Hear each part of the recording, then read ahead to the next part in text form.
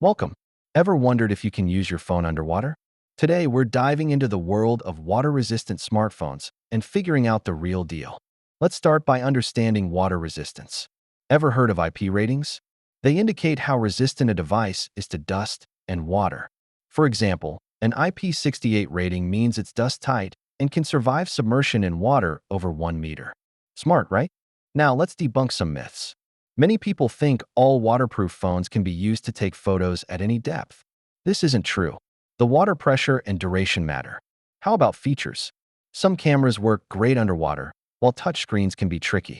Water can interfere with how your screen reacts. Something to keep in mind. Here are some safety precautions. Always check seals, avoid using your phone in salt water, and dry it off immediately if it gets wet. Better safe than sorry. Let's consider test scenarios.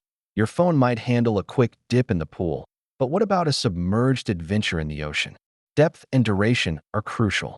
If you're serious about underwater photography, consider alternatives. Underwater cases or specialized cameras can give you the best shot.